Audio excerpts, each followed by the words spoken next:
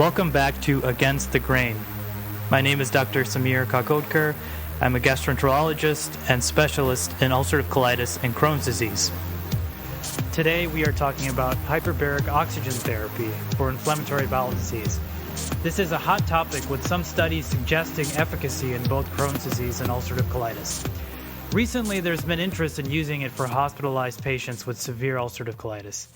We speak with Dr. Scott Sherr, who is a physician with training in internal medicine, and he also practices health optimization medicine. He has a subspecialization in utilizing hyperbaric oxygen for various conditions, and today shares his insights and experience using it off-label for inflammatory bowel disease. As a disclaimer, this is not an endorsement of this therapy for inflammatory bowel disease, since it is still being studied and efficacy has not been established. It is not FDA approved to treat IBD at this time. The purpose of this podcast is to have open discussions with individuals with new and unconventional ideas without offering medical advice. You must discuss all treatment decisions with your physicians. Dr. Sherr, thanks for coming on. Really appreciate your time. Thanks for having me, Samir. I'm happy to be here. Happy to chat. So can you give us just a brief kind of some details about your background and how you got interested in hyperbaric oxygen therapy? Sure. So you want the short story? Sure. The short story is that I experienced the benefits, or I saw the benefits of hyperbaric therapy when I was in medical school.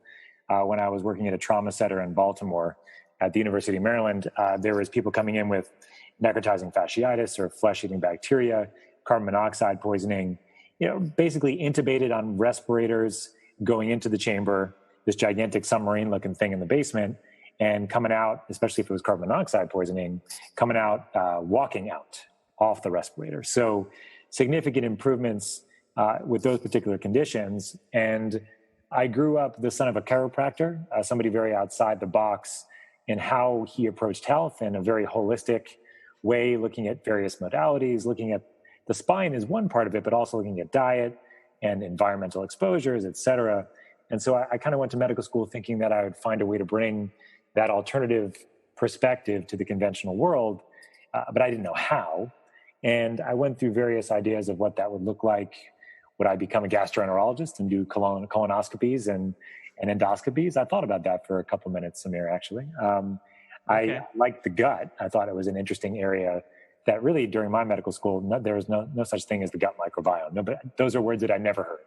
Now, those are very new, as you know. But I went through various specialties, and then hyperbaric oxygen therapy, this particular therapy that I experienced when I was at the trauma center, when I realized it was just a combination of increased atmospheric pressure and increased oxygen in the inspired air that you were breathing.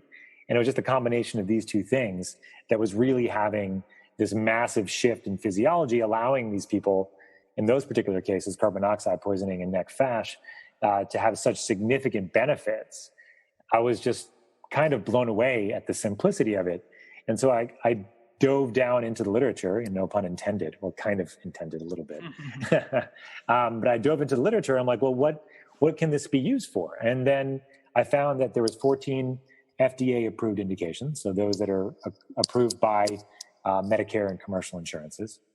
And there are about 50 others, 50, that have really good data, depending on what you believe is really good data. So they have data to support their use. And in some countries like Japan, China, Russia, instead of 14 indications, there are 70.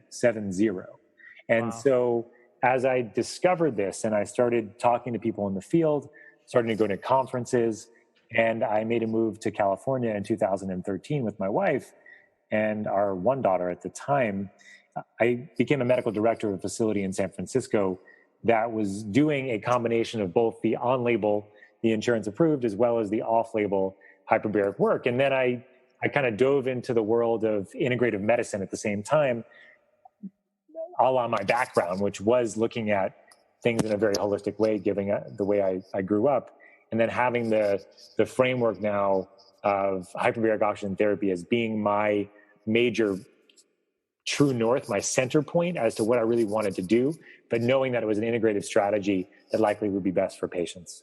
So that's kind of the half short, half long story, I would call it.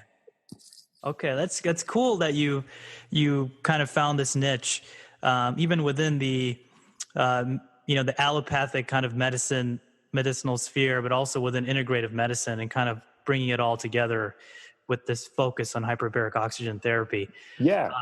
What's nice about it, Samir, is that it was I had the ability, and I still have the ability, because of this particular technology, to talk to conventional doctors about it and talk about conventional indications that are actually vastly underutilized in conventional medicine, and then also on the integrative, functional, whatever you want to call the wellness, alternative medicine side of things. I could also speak to them about how hyperbaric therapy could be integrated into their plans for patients, and be what I often think about as the sort of the crux of hyperbaric therapy, which is being the ultimate accelerator, synergizer of wound healing from the inside out. So anyway, it's a nice balance for me to be right in the center there.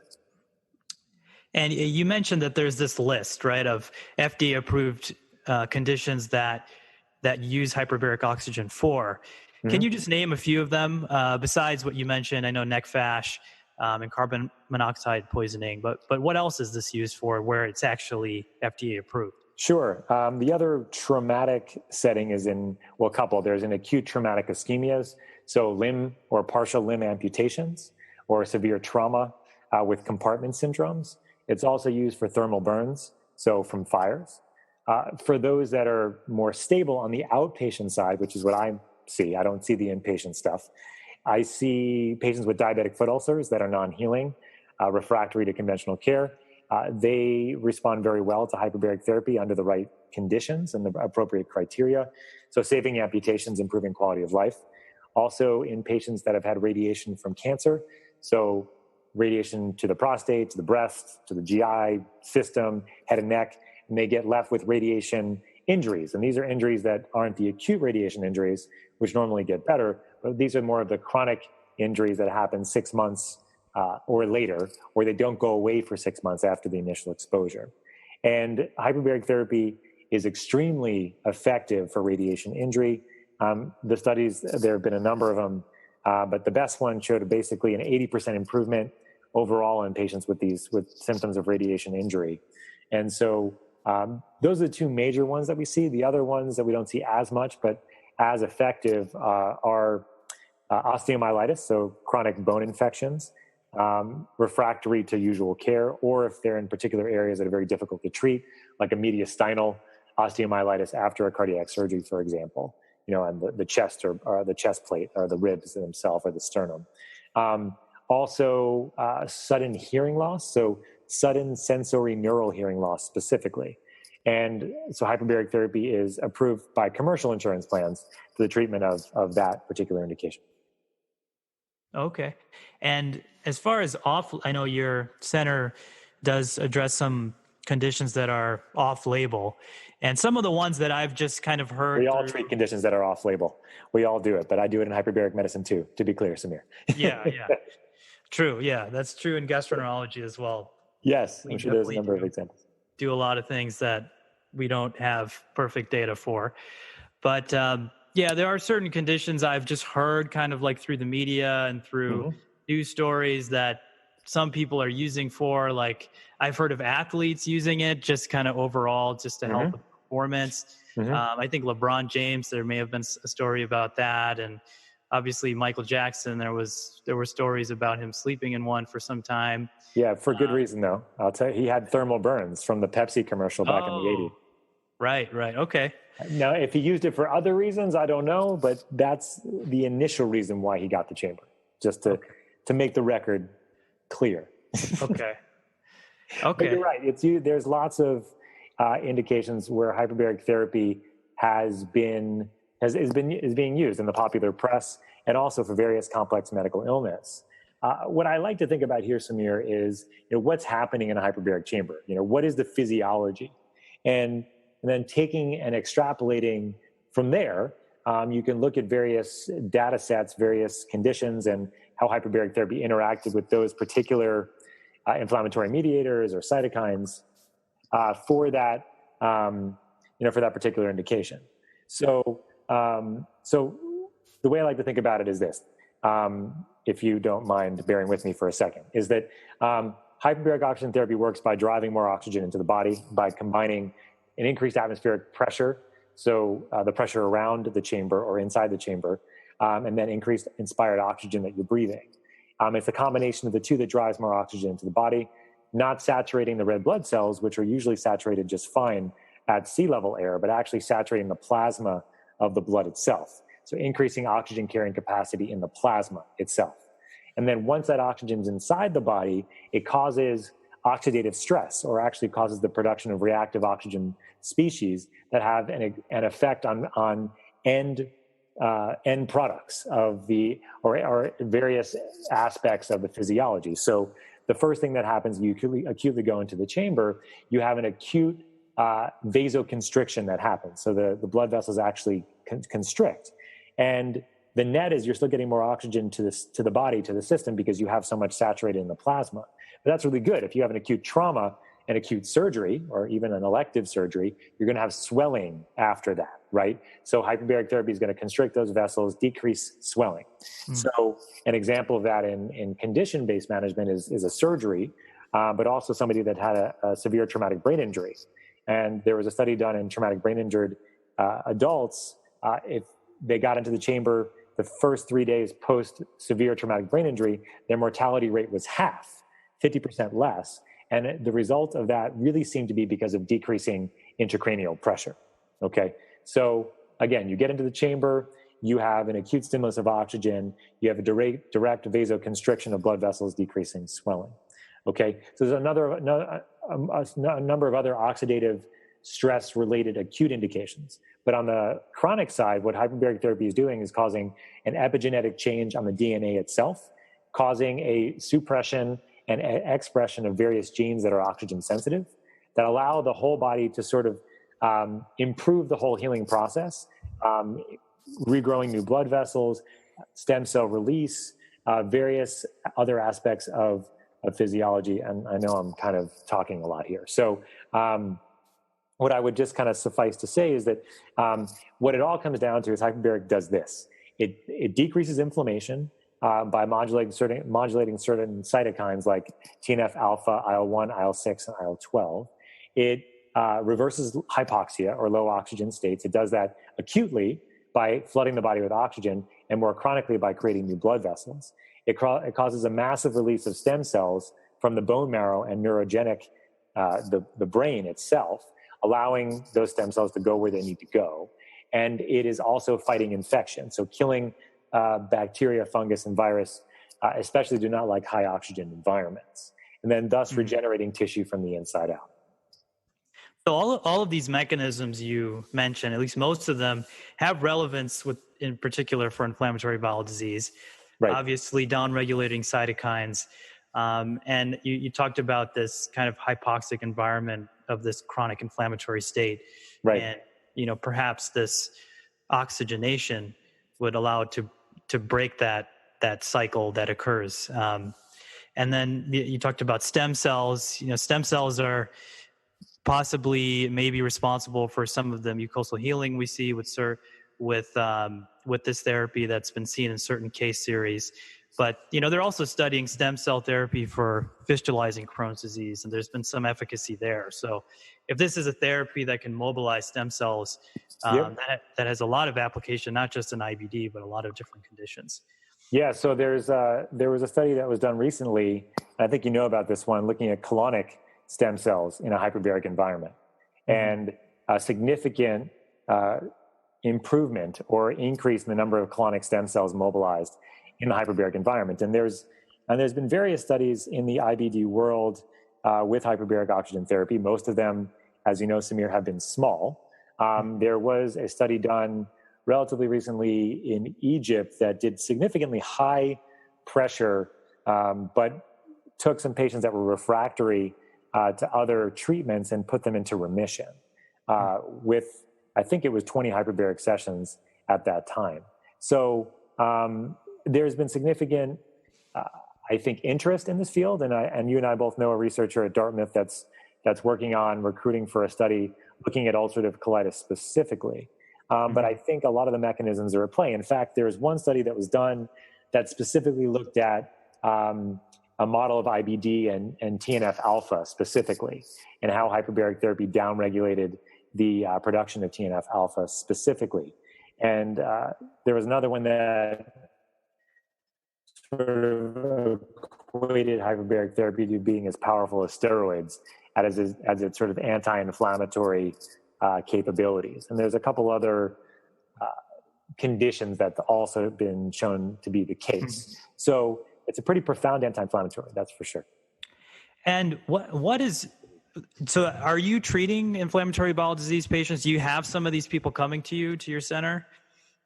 We do, yeah. And interestingly enough, I have colleagues across the country that I work with. I have clinics in San Francisco and New York that I work with on the ground, as well as Oregon, but I talk to a lot of people around the country as well. And we talk about the challenge with the community of hyperbaric facilities that are not that are doing off-label work is that we're mostly doing it in silos. So that's been a big challenge, but it is changing a little bit. I think that we're looking at various ways at stopping or transitioning to more of a collaborative spirit, and one of the ways to do that is by having things run by the same company potentially, or at least affiliated. But anyway, long story short is that what we started off seeing is that patients that came in for on-label conditions like diabetic foot ulcers, radiation injury from cancer, their ulcerative colitis and Crohn's was getting better. So by accident, right? Because we have them coming into the chamber because of diabetic foot ulcers and radiation, but all of a sudden their Crohn's symptoms are significantly improved, or their inflammatory bowel disease symptoms of whatever derivation are better. And so over the last couple of years, we've been treating more and more patients with inflammatory bowel disease. And I can't tell you that that everybody is getting better. But I can say that those that have had, in my experience, is those that have had any surgeries related to Crohn's or ulcerative colitis have healed better. And fistulas, for example, in Crohn's have improved at a much higher clip versus the experience that I've seen outside of that. And I've also had patients that would have refractory Crohn's and ulcerative colitis that have come down significantly on their medications, sometimes on their disease-modifying medications as well. Improving quality of life almost across the board, I think. And I think that also has to do with just the general physiologic shifts that you're seeing, not only in the gut, but also sort of systemically as well when somebody's getting a full protocol of hyperbaric therapy. So just to clarify that point, you said it's more the post-surgical, and I know this is just anecdotal experience. This is not doesn't constitute evidence or anything, but this is just your experience.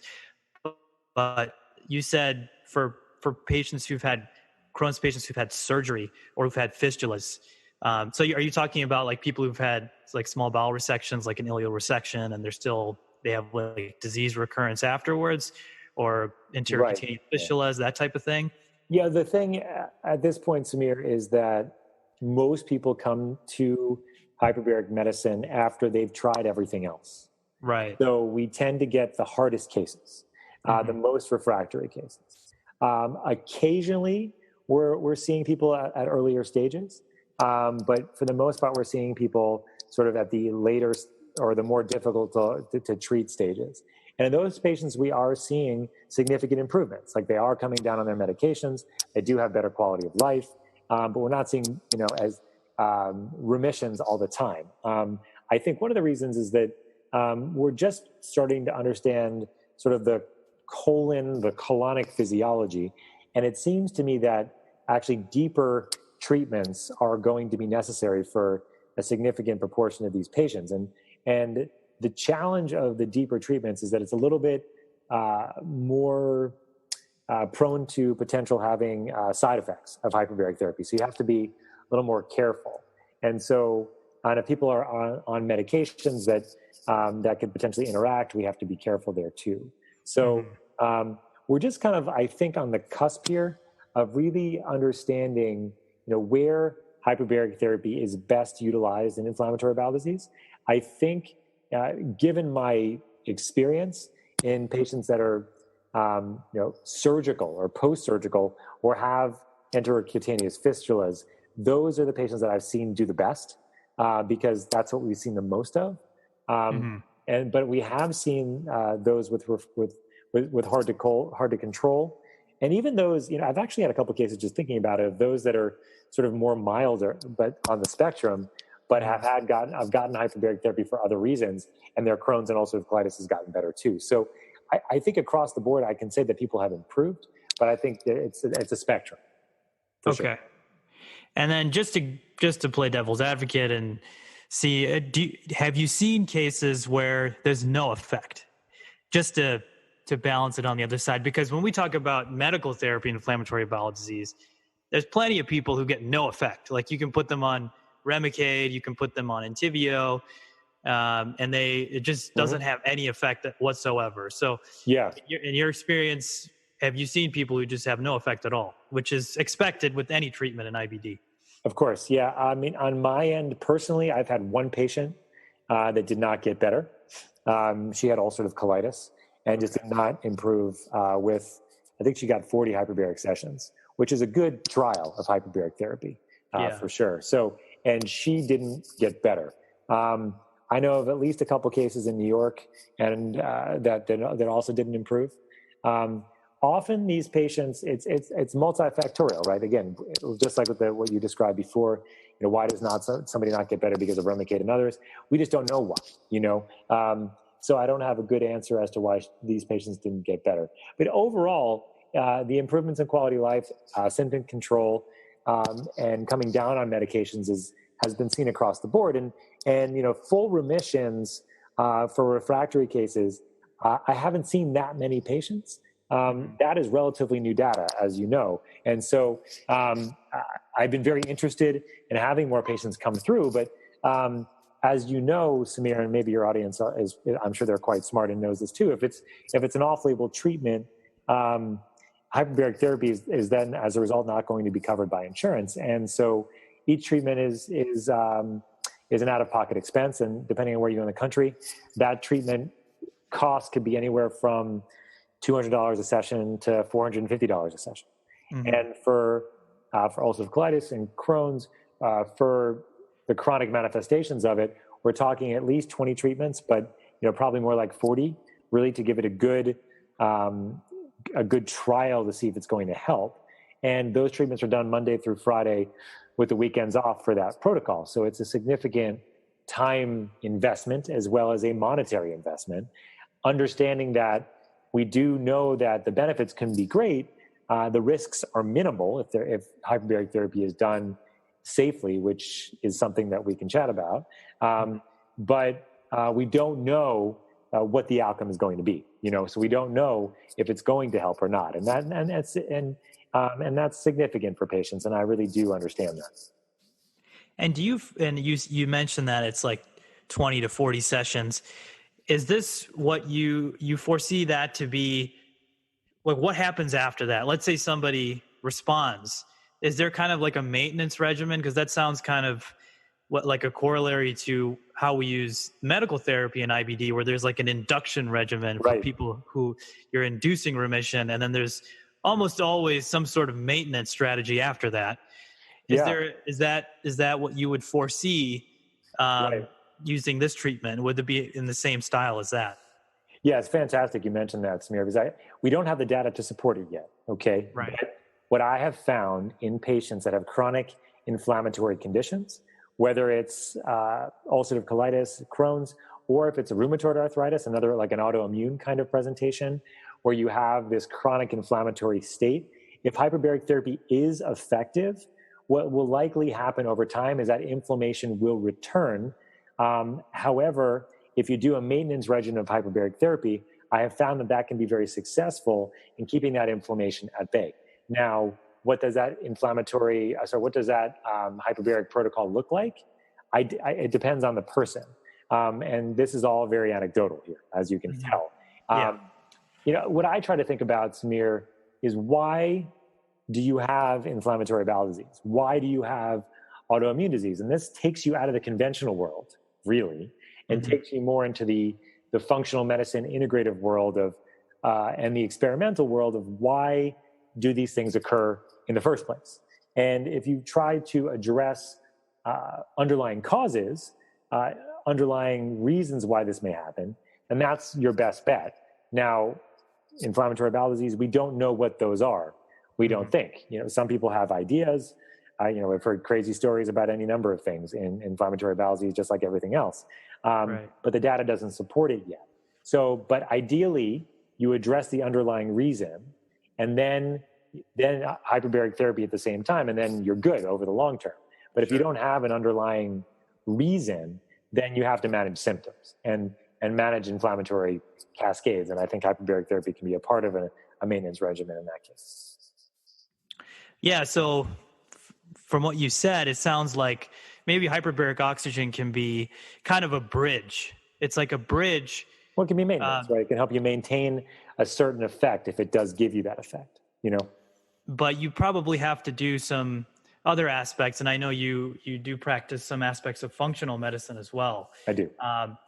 So, potentially addressing certain things about lifestyle and may also kind of help things out in the long term. Yeah, I have another program, Samir, called Health Optimization Medicine, and it's HOME for short. And it was founded by a colleague and a mentor. His name is Dr. Ted Achacoso, and I think you've heard about Dr. Ted already, and our mutual friend, Dr. Shaker Pai. And so, this whole program is part of that, Samir. The idea really is that we need to have a foundational health of our cellular energy metabolism, of our gut health, of our immune sensitivities, and potentially hormonal health, depending on age, that we all need. And that's the foundation. And so health optimization medicine was founded to be that foundation.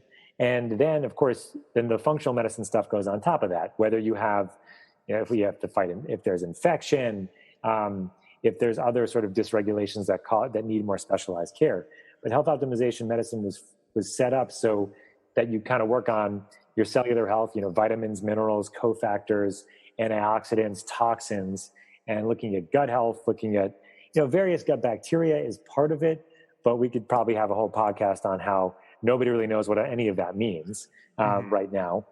What we do know in the gut is things that you already know much better than me, Samir, like, inflammatory testing, like, pancreatic elastase and secretory IgA and not medium chain, but what is it called? Specific carbohydrates and all these other aspects of what can help with the gut working better.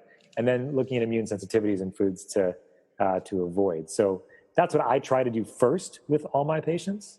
And then after that, hyperbaric therapy on top of it, if possible, because then you have the machinery to, I think, sustain the benefits of hyperbaric therapy over a longer period of time. Okay. And then I just wanted to make one comment about, you mentioned hyperbaric oxygen. One of the potential mechanisms is an antimicrobial.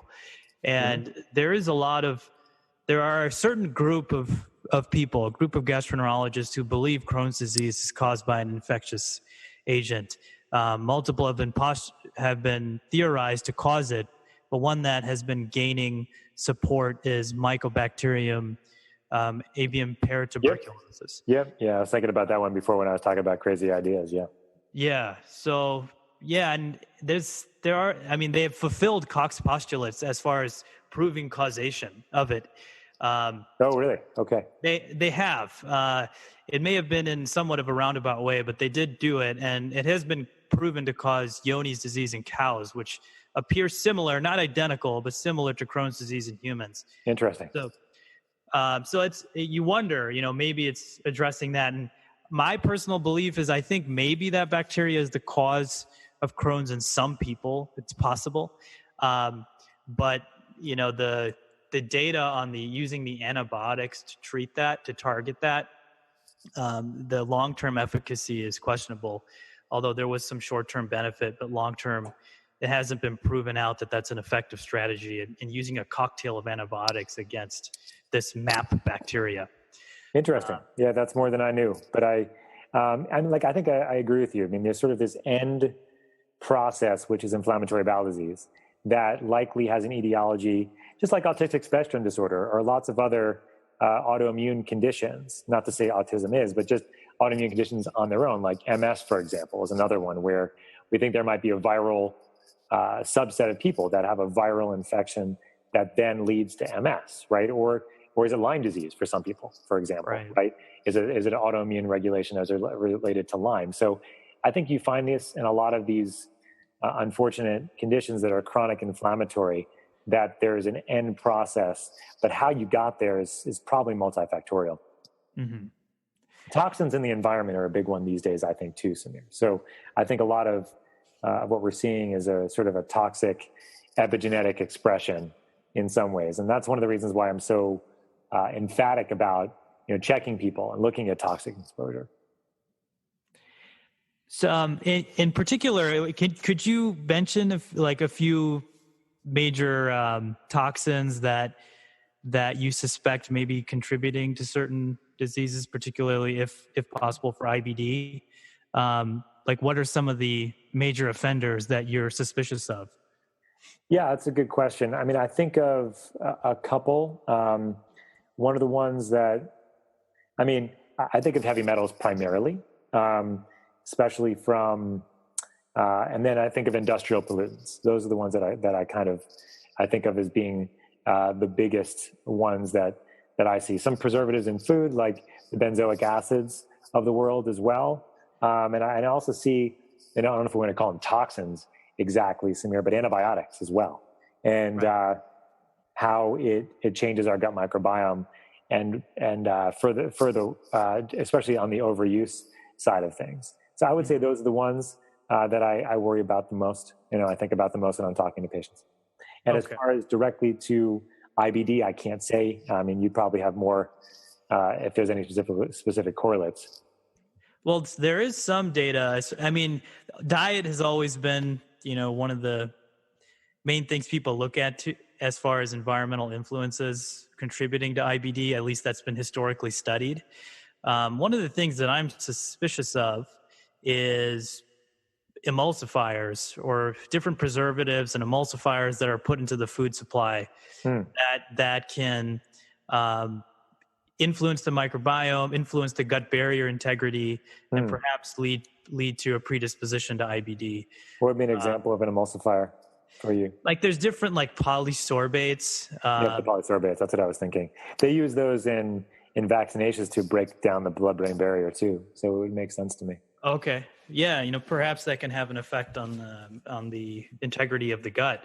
Also, gut integrity is a big one, right? So I think that's kind of where you're looking at with a lot of these toxin exposures is that, and I think about that a lot as far as food intake and dietary intake. And it sounds like that's kind of where you're going here, right? Is the gut barrier gets disrupted, and then you have immune reactions, and they get out of control, and several years later you have inflammatory bowel disease. Exactly. Yeah. I think it could be. Obviously we don't have proof of this yet, but it could be a contributor. A few other ones is Carrageenan, which is seaweed derived, and it's been shown to induce colitis in mouse models. And there was even a small randomized controlled trial that was done looking at the addition of Carrageenan into people's diets with IBD, and there was a signal that having more Carrageenan in the diet led to more flares. And you tend to see Carrageenan, at least I'm someone who always reads food labels, and I see Carrageenan mostly in store-bought popsicles. If you go to the store and you see popsicles in the freezer, like fruit bars or strawberry popsicles or a mango bar or something like that, it usually has Carrageenan, which gives that kind of smooth consistency to the food. Okay, that's good for me to know too. I knew about Carrageenan specifically in the polysorbate, but yeah, it's really interesting to mention that. I think that the combination. I think what I typically do, Samir, in my practice is that I am an integrator, right? So I like to integrate different technologies and therapeutics together in a way that makes the most sense for patients. But I think what it always starts with, is the diet, right? And I'm looking at a couple of things, looking at an evolutionary biology perspective on diet, is given backgrounds and epigenetic and sort of the genetic predispositions, as well as looking at the data in conditions like inflammatory bowel disease and what's has been shown to be most helpful. And there's various more about than me, but I often find, and as this is something that I think your listeners can imagine, that if you're doing some things together, you typically have better results than doing one thing only. So, yeah.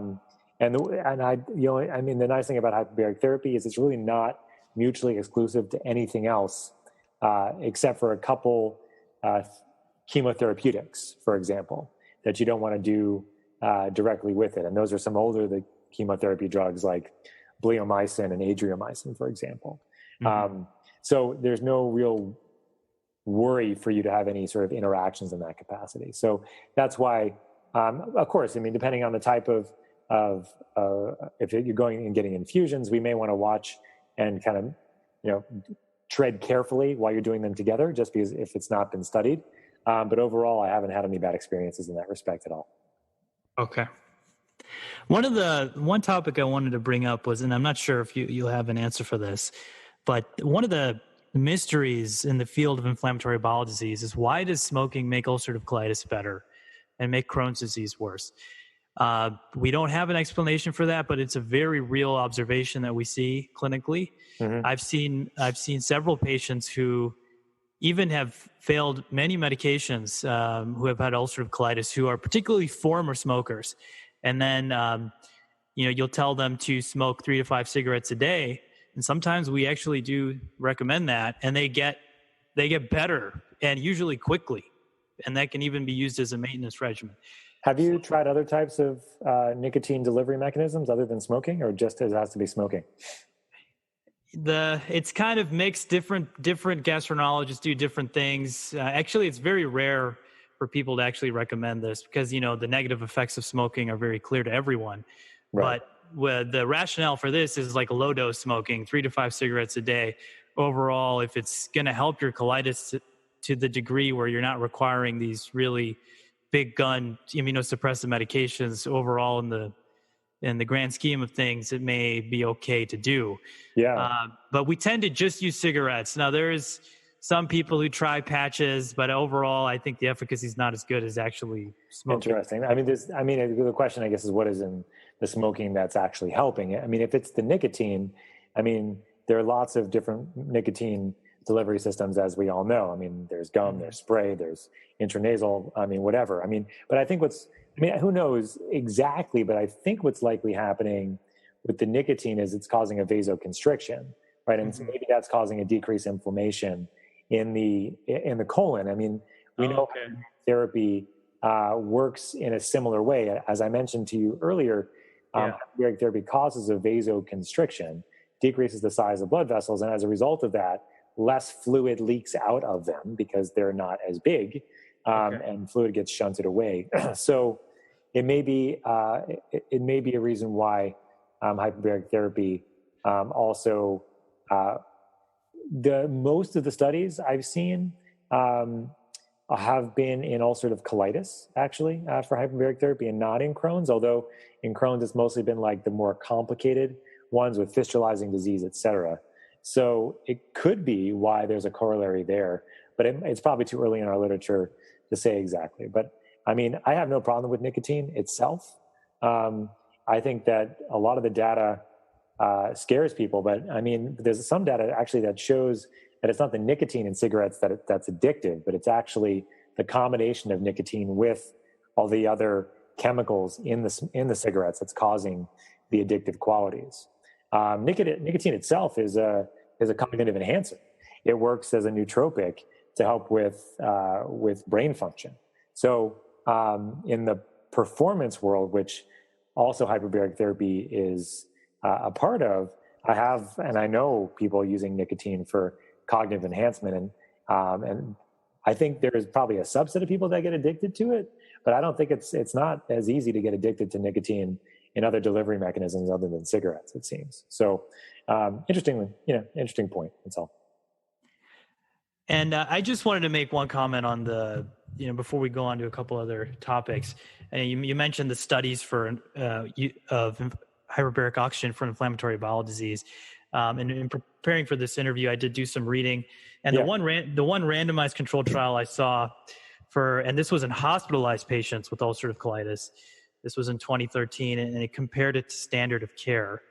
But their standard of care was only steroid preparations and mesalamine, which when we treat patients who are hospitalized for ulcerative colitis, we tend to use probably biologics if they're not responding to steroids. But according to this study, there was no statistical difference in outcomes, but really only 4 patients completed the whole protocol. Yeah. So it was underpowered and it wasn't blinded either. Obviously, it was. I guess it was tough to blind. It's tough to blind for hyperbaric therapy. Yeah. Because you sense it, right? In your ears, Exactly. Yeah. So that's one of the challenges of our field, Samir, is that a placebo-controlled trial is very difficult in a hyperbaric chamber because you feel that pressurization in your ears. So as soon as you turn the pressure on, you turn the chamber on, you get that pressure sensation. Hypothetically, you could give everybody tubes in their ears and they wouldn't know, but that's probably not going to get across too many, institutional review boards to do. So what they do instead often is you'll see a sham study where you have somebody get less pressure, less oxygen versus somebody getting more pressure and more oxygen. The challenge with those is that as soon as you start pressurizing the chamber, you're changing physiology, even if you're just pressurizing it a little bit, and even if you don't give 100% oxygen. Because there's 2 things that are happening, right? There's the increased amount of oxygen in circulation, but it's also the pressure.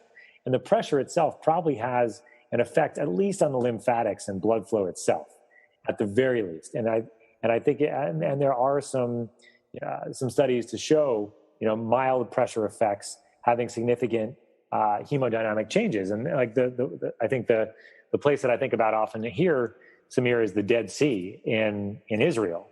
The Dead Sea is below sea level, but the atmospheric pressure equivalent is like 1.03, I think, ATA.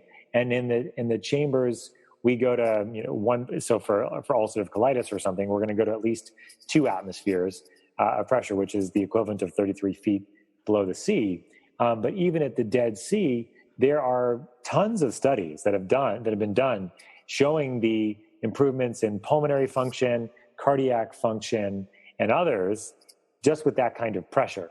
So as you can tell, I'm not a huge fan of the sham controlled studies because of that. I mean, the Israelis who are doing a lot of the research in the hyperbaric world are doing randomized crossover control studies. Mm-hmm. So everybody gets treated at different times.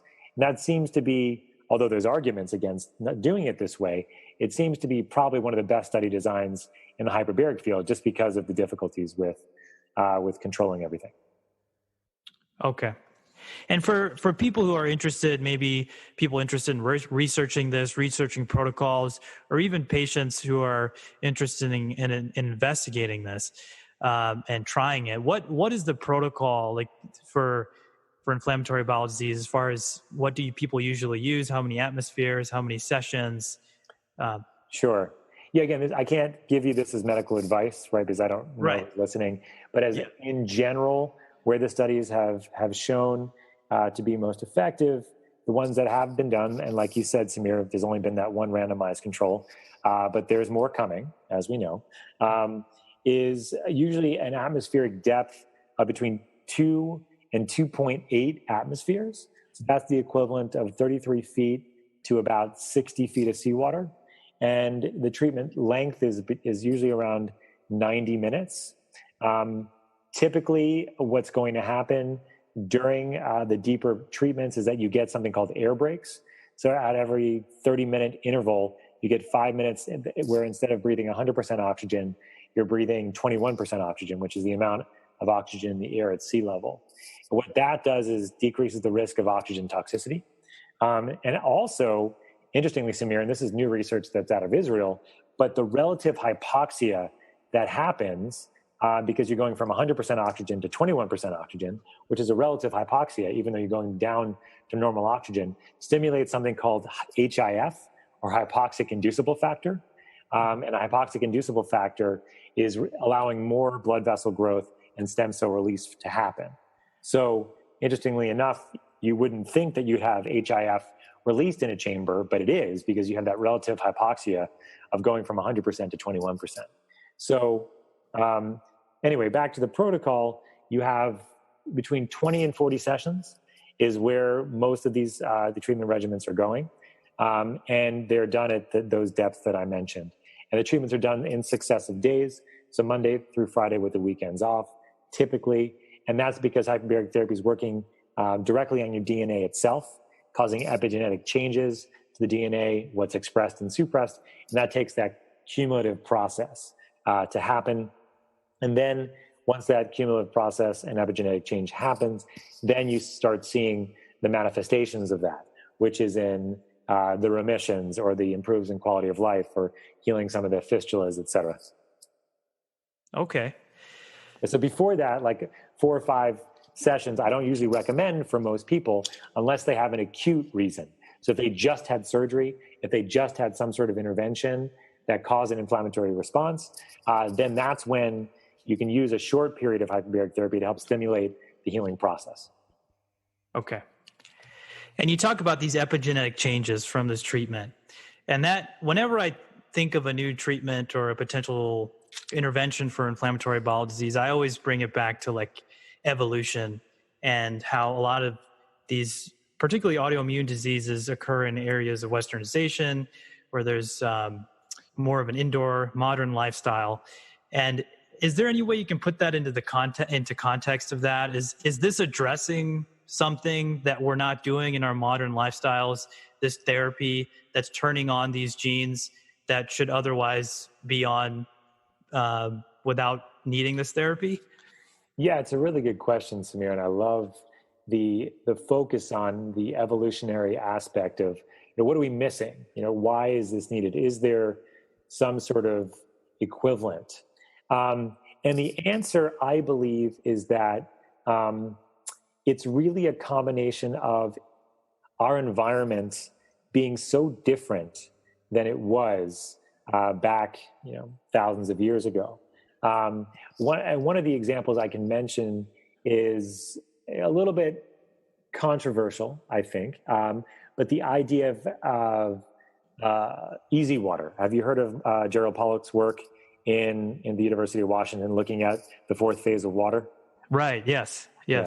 I'm familiar with that, but I'm pretty sure most people listening have not heard of that. So yeah, the idea here is that if the heart were to be pumping blood through all of our miles and miles of capillaries and getting and doing all of it just with the heart itself, it would have to be pumping like 10,000 times stronger. So there has to be more local factors around blood vessels or inside of them or in the cells within the blood vessel walls that are actually allowing this pumping to happen. And what Gerald Pollack's work has been showing is that around lipophilic membranes or ones that like fat, for example, there becomes an area around it called easy water, which is water that's polarized. Basically, it's structured around it. And we think that we know that light potentially can make more structured water. So more pumping of the blood, okay, in this case. And we think hyperbaric therapy can do something similar, okay, make more easy water around blood vessels, helping with blood vascular flow. So I think one of the things that hyperbaric therapy is sort of modulating is this sort of caveman-esque idea of having better vascular flow, having better detoxification mechanisms, because hyperbaric therapy is going to help with that. It's having better sort of immune system regulation, which hyperbaric therapy can help with as well. But it really is sort of like a new age hack to try to combat some of the detrimental aspects of modern lifestyle. So for example, I talk about this with patients, Samir. The challenges with hyperbaric therapy. One of them is ear pressure, right? And so it's difficult to go down in pressure or go underneath the water equivalent as we're doing in a chamber. Your ears don't like it. You have to depressurize them. Not difficult for most people, but it's harder for people to dive down to depth than it is for them to come back up once they're at the depth of treatment. And I think the reason for this, evolutionarily, is that whoever created us or whatever we evolved from wanted us not to dive down deep in the water because we could drown. Mm-hmm. But Yeah. if we were down underneath the water and needed to get up, they wanted us to get the hell up as fast as possible so we didn't die. So it's easier for us to come up out of the water versus down into the water. So that's my long-winded answer for you. That makes sense. That's interesting observation. Okay, so I think we have just a few minutes left, and I'm sure many people are wondering, this therapy. A lot of the medicines we use in inflammatory bowel disease are overall safe. There are adverse events that are associated with them, but they're all very rare, which is why we use the medications. So particularly in the inflammatory bowel disease community, we're always wondering, is there a downside? Are there adverse effects associated with this? And should we be worried about anything? Yeah, so really important. I often say that hyperbaric therapy is safer than taking a Tylenol. Okay. Because there's very defined risk factors with hyperbaric therapy that can be easily screened out. Okay. So they go as follows here. So the biggest risk is to your ears, like we talked about. If you can't decompress with the pressure, you could potentially rupture your tympanic membrane. That's very easy to prevent. You just have to remember that if you have pressure in your ear, you can't release. We can stop the hyperbaric chamber's pressurization at any time, and you should have no problem. Sometimes you get some mild trauma, but not too severe. That's the first. Second is that if you have any congestion in the eyes or allergies, it can be difficult to clear your ears. So it's important you get some Flonase and some other nasal rinses to help. Most of us have been on a plane with a sinus infection, and it's no fun. Same deal in a chamber. Mm-hmm. Also, at the deeper pressures, hyperbaric therapy is going to temporarily change the convexity of the lens in the eye. So it's going to be more difficult to see far and easier to see close. But that goes back to normal within 1 month to 6 months post finishing treatment. Some of the other side effects, it does improve insulin sensitivity. So your blood sugar is going to drop. If you're a diabetic, that's important to know. If you're ketogenic, then it's no problem. Your ketones are going to rise. Your glucose will go low. No problem. Also, a couple other things to mention. You are in a high oxygen environment, in a high pressure environment, so there is a flammability concern. Any of the hyperbaric facilities that you go to should not be putting you or allowing you to go into your own clothes. You should be going in scrubs, for example, to try to prevent any static electricity. It's also a confined space, so claustrophobia is something that we have to factor in. For most people, it's not a problem. But for some people it is. So it's something we have to talk about. The three major conditions that we have to think about, Samir, from an illness medicine perspective are congestive heart failure. If your ejection fraction is less than 35%, you have an increase in systemic vascular resistance in the chamber that could put you into pulmonary edema. So we don't typically like patients to be having ejection fractions less than 35%. Although we can do it in an emergent setting, we don't do it electively. In patients that have COPD or restrictive lung disease, hyperbaric therapy works through the lungs. And so if you have difficulty diffusing oxygen into your lungs, or if you have bullous lung disease, if you have air pockets in your lungs, those could be all dangerous. So in patients that have COPD, if they've been smokers, if they have bad sleep apnea, if they have pulmonary fibrosis, you just need to have an assessment before getting into the chamber. And the final one is if you have a history of seizure disorder. So oxygen-induced seizures are a possibility. They're very rare, and we can mitigate for them easily. One of the ways we can do that is by using air brakes, like I mentioned before. And actually, I've seen patients with seizures have better control after hyperbaric therapy. But if they're uncontrolled seizures in somebody that is also on medications that decrease seizure threshold, tramadol, Wellbutrin, for example, high-dose narcotics, another, those patients are at higher risk for getting seizures in the chamber. Now, if you get a seizure in the chamber, there's no long-term effects or complications. It's kind of like a febrile seizure in a child, but it's something we don't want to happen. Mm-hmm. Okay. That's it. Great. And then there's just, I know mitochondria is kind of a hot topic in functional medicine circles as far as optimizing that. And is there any concern that more oxygen in the system will lead to more? I know this is very complicated as far as reactive oxygen's production of oxygen-free radicals, and how there can be leakage of electrons from the electron transport chain. If they combine with oxygen, you can get more free radicals. And then there's this whole theory about aging and chronic disease related to free radicals.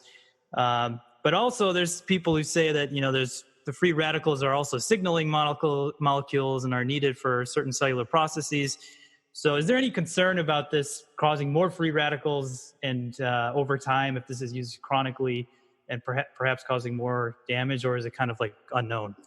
Yeah, so there was a review that was recently done by colleagues of mine in Florida, Dominic D'Agostino and Angela Poff. There's a research lab in Florida where they work, and they're doing a lot of work on the ketogenic diet, hyperbaric oxygen therapy, and cancer, for example, mostly, and some other stuff on wound healing, and some other research as well. But they did a really nice job doing a literature review, looking at what hyperbaric therapy is doing. And like I mentioned earlier, it is causing oxidative stress, and it's doing that by causing reactive oxygen molecules, reaction to oxygen species.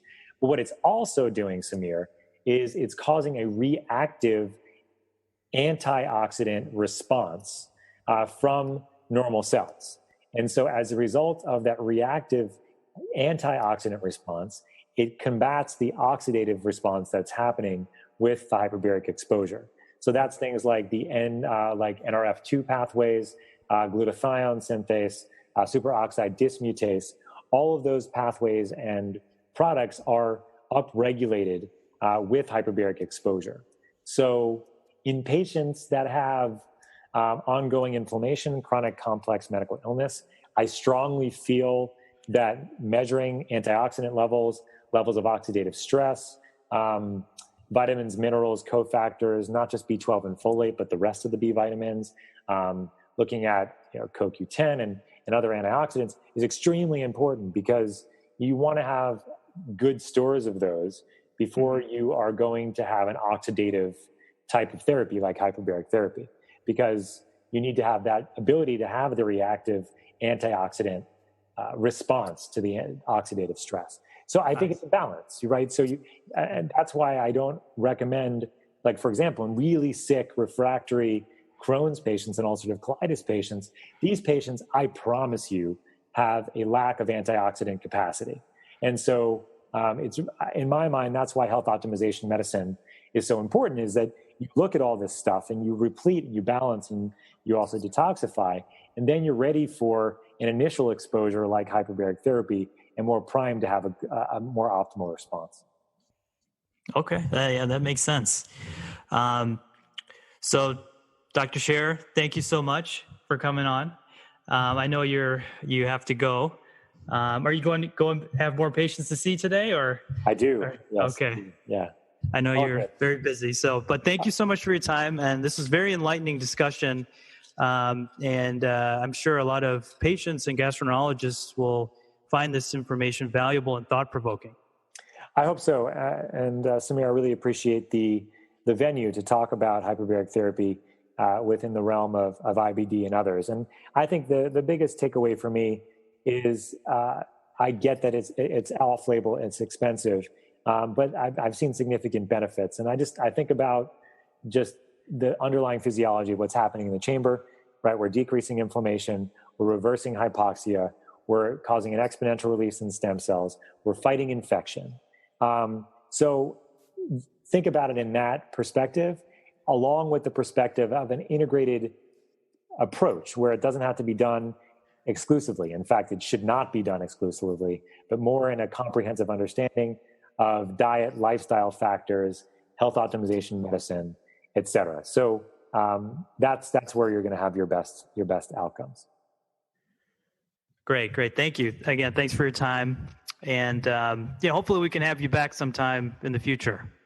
If this becomes more mainstream and we can get some more details on how to use this optimally. Sure. And if patients or clients or family members are interested, I do have a virtual practice at integrativehbot.com, my website. And so I talk to patients across the country and across the world, and I help and I advocate, I help educate patients and their families, and I help coordinate with local facilities around the country and around the world because I have lots of affiliations in this particular niche market of hyperbaric oxygen therapy. So reach out to me, and I'm happy to talk to physicians as well. If anybody's interested in research, please, I'd love there to be more research in this field, and I'm happy to talk about what that would look like. Okay, great. Thank you. All right, thanks, Samir. Have a great day.